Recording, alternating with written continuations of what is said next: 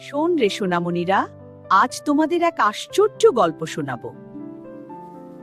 সেটি এক ছোট্ট গ্রামের, যেখানে বাতাসে ভেসে আসতো ধানের গন্ধ আর পাখির কুজনেই ভোর হতো।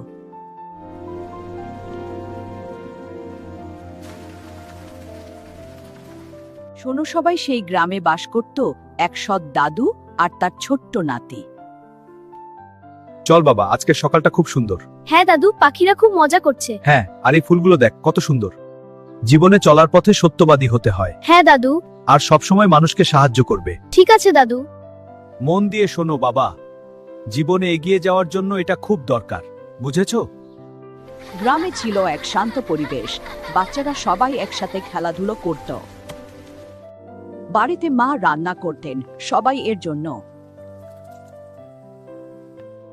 ছেলেটি তার মাকে জল আনতে সাহায্য করত। এভাবেই দিনগুলো কেটে যাচ্ছিল। এদিকে এক ব্যবসায়ী তার সোনার মুদ্রাথলি অজান্তে হারিয়ে ফেলল। বিকেলে ছেলেটি একা রাস্তা দিয়ে হাঁটছিল। হঠাৎ সে মাটিতে একটা ছোট থলি দেখতে পেল। থলিটা তুলে দেখল, ভিতরে চকচকে সোনার মুদ্রা। ছেলেটির চোখ বিস্ময়ে বড় হয়ে গেল। সে ভাবতে লাগলো, কি করবে এখন? নিজের কাছে রাখবে না মালিককে ফিরিয়ে দেবে?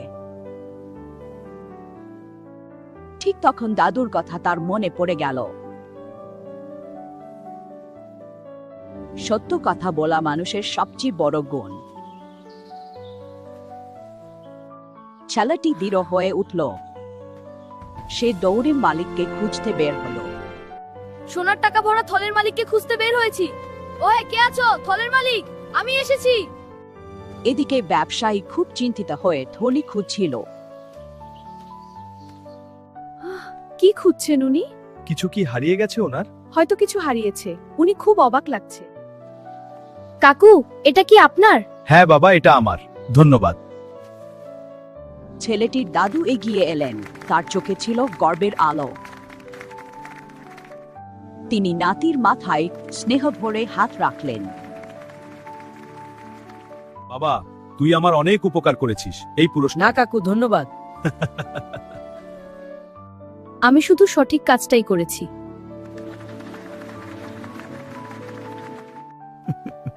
এই ছেলে আমাদের বড় শিক্ষা দিল।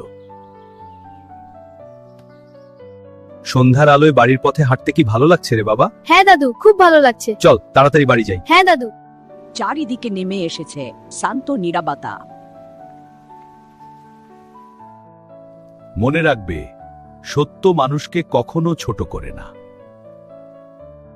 সত্য মানুষকে বড় করে তোলে, কারণ সততাই জীবনের সবচেয়ে বড় সম্পদ।